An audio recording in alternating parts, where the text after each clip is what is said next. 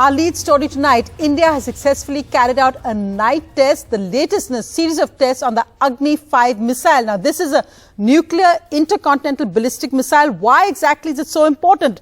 Ankit Tyagi has more. Ankit, what is the significance of this latest successful test of Agni V? Well, it's quite an important milestone in this entire program of the ICBM missiles that India at this moment is in fact developing. The Agni V, the range of this missile, as you have also said, Sonia, about 5,000 kilometers, and it is an intercontinental ballistic missile which is capable of carrying nuclear warhead. So it is a missile which can carry nuclear warhead payload, and it can strike not only most parts of mainland China up to Beijing, but can also, in fact, strike at certain places in Europe and Africa. That's the range that this missile has. Apart from this, in fact, this missile also gains significance because, this missile is, at this moment, is being seen as India's foremost, in fact, intercontinental ballistic missile. There is Agni 6, which is also in development, but Agni 5, with this test, is closer to be inducted in India's nuclear-capable arsenal and under the command of India's nuclear capability. Apart from that, though this test, which has taken place today, though it was a pre-scheduled test, but given the tensions between India and China on the border, it also sends across a very, very important message as far as China is concerned. And importantly, India now will become the 8th. Once Agni 5 is inducted in our nuclear command, it will become the 8th nation after United States, France, Israel, UK, Russia, China, North Korea to have this capability. Right, Ankit, thanks very much for that. So, successful night testing there of the Agni 5, adding to our missile arsenal. And meanwhile, the other big headline is the Foreign Minister Jaishankar's strong responses to Pakistan's Foreign Minister Bilawal Bhutto Zardari after Mr. Bhutto Zardari tried to raise Kashmir and asked why a UN Security Council resolution had been implemented. Mr. Jaishankar silenced him later in his response by saying that countries which host Osama bin Laden and attack neighboring Parliament don't have the credentials to ask these questions. The question of justifying what the world regards as unacceptable should not even arise. That certainly applies to state sponsorship of cross-border terrorism. Nor can hosting Osama bin Laden and attacking a neighboring parliament serve as credentials to sermonize before this council. Foreign Minister S Jaishankar strongly hitting back at his Pakistani counterpart Bilawal Bhutto Zardari for raising the Kashmir issue at the United Nations Security Council meeting. Mr. Jaishankar is in New York to preside over two events on counter-terrorism and reformed multilateralism being held under India's current presidency of the United Nations Security Council. India's permanent representative to the UN, Ambassador Ruchika Kamboj, was chairing the debate when Mr. Bhutto spoke. The foreign minister emphasized that the credibility of the United Nations depends on its effective response to key challenges.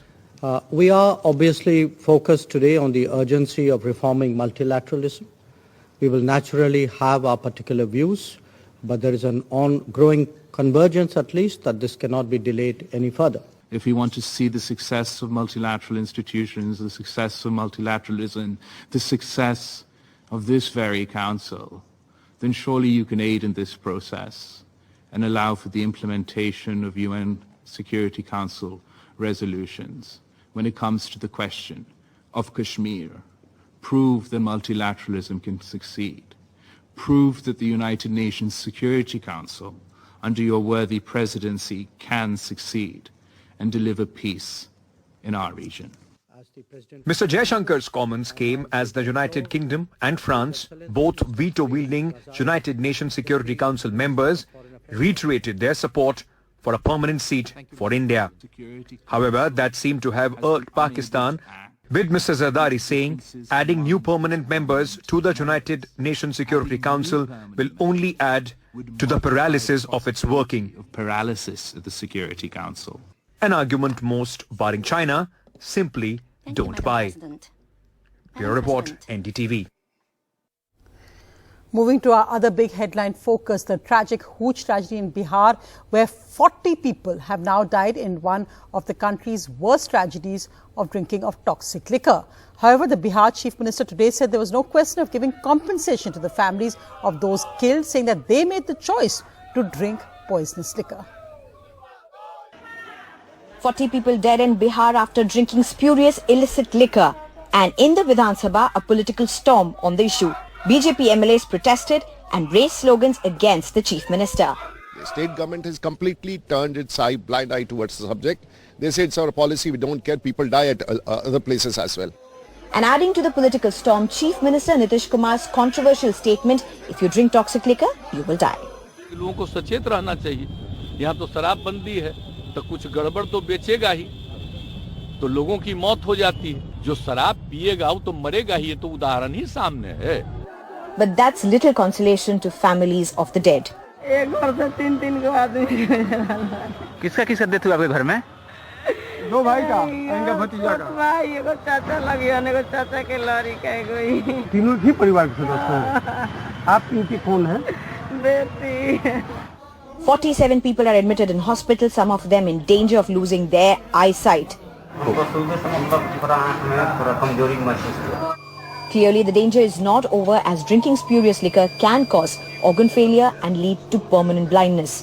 बहरहाल जो घटनाक्रम हुआ है इसमें पिछले 48 घंटे में जब से सूचना प्राप्त होनी शुरू हुई, हम लोगों ने पूरे जिले में मद्य निषेध विशेष समकालीन महाअभियान चलाया हुआ है. इसके अंतर्गत 48 घंटे में 126 शराब कारोबारियों को गिरफ्तार किया गया है. Bihar and Gujarat are the two main states in the country that have prohibition, while states like Kerala and Haryana had to lift the policy because the implementation was a challenge. With Harsha Kumari Singh, Sneha Koshri for NDTV. A huge tragedy there, 40 people's lives lost.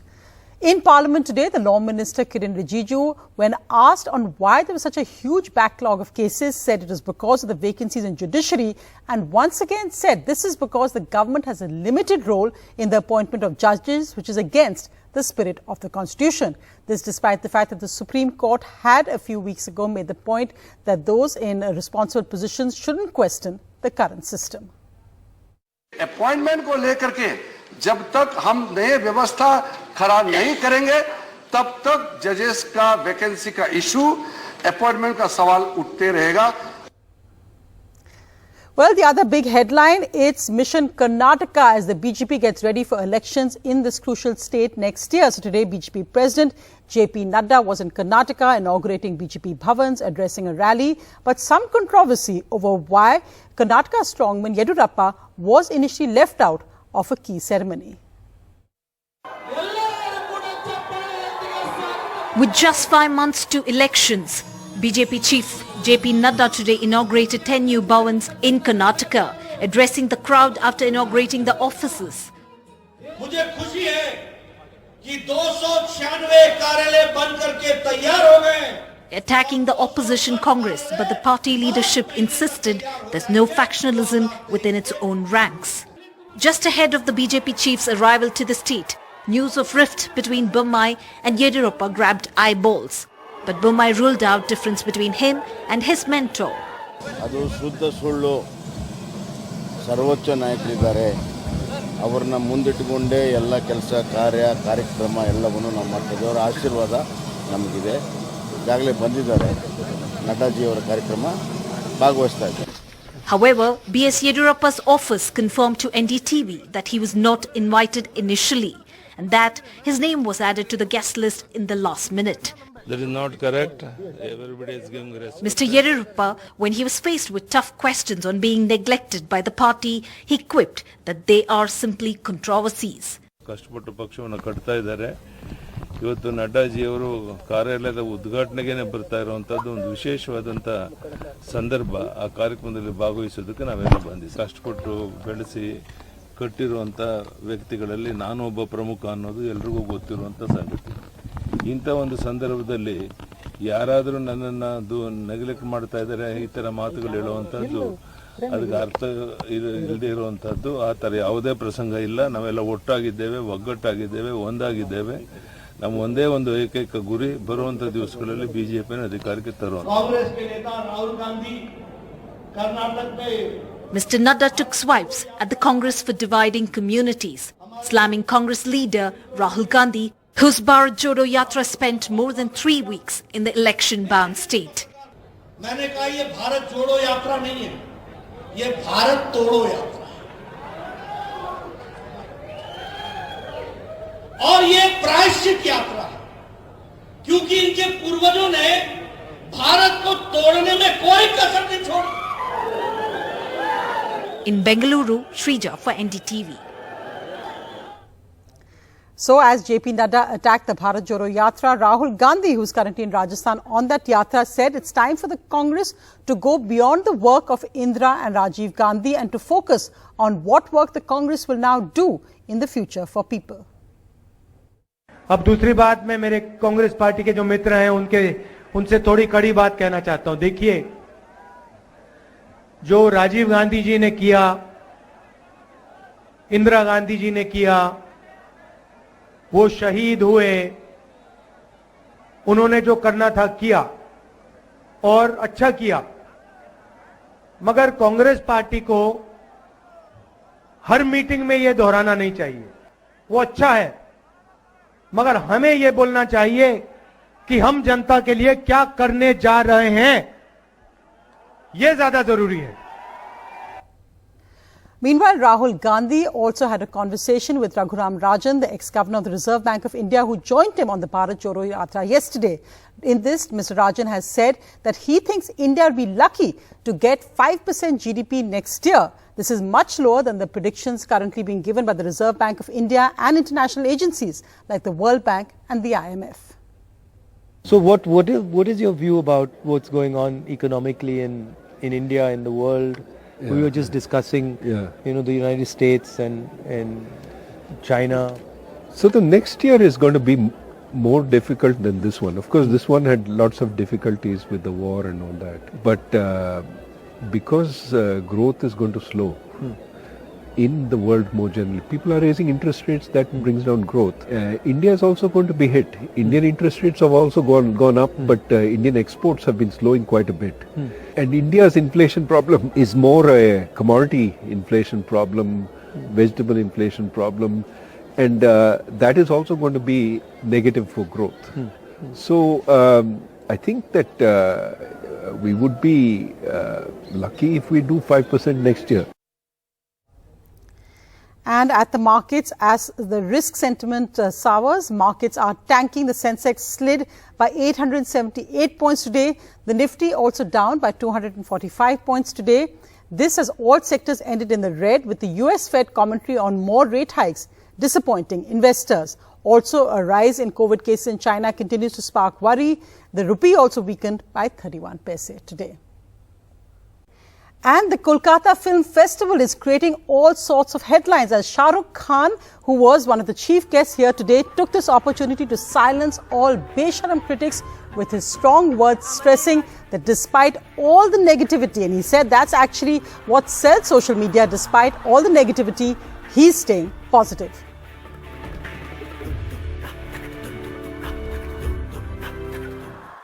And contrary to the belief that the spread of social media will affect cinema negatively, I believe cinema has an even more important role to play now. Social media is often driven by a certain narrowness of view that limits human nature to its baser self. I read somewhere that negativity increases social media consumption and thereby increases its commercial value as well. Such pursuits enclose the collective narrative, making it divisive and destructive. एक dialogue बोल देता हूं कोई मैं आपके सामने.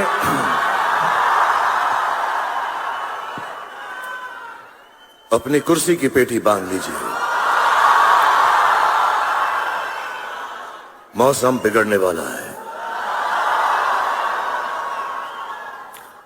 और कुछ दिनों से हम लोग यहां पर नहीं आए हैं, आप लोगों से मुखातिब नहीं हो पाए हैं, आप लोगों से मिल नहीं पाए हैं, लेकिन अब दुनिया जो है नॉर्मल हो गई है. हम सब खुश हैं, मैं सबसे ज्यादा खुश हूं और ये बात बताने में मुझे बिल्कुल भी आपत्ति नहीं है कि दुनिया कुछ भी कर ले, मैं और आप लोग और जितने भी पॉजिटिव लोग हैं सब के सब जिंदा हैं. Thank you very much. Shah Rukh Khan there saying it like it is. Also today, in a rare speech, Amitabh Bachchan made strong points on civil liberties and freedom of expressions at the film festival. This, as Chief Minister Mamata Banerjee said, it's time that Amitabh Bachchan gets a Bharat Ratna. But even now, ladies and gentlemen, and I'm sure my colleagues on stage will agree, questions are being raised on civil liberties and freedom of expression.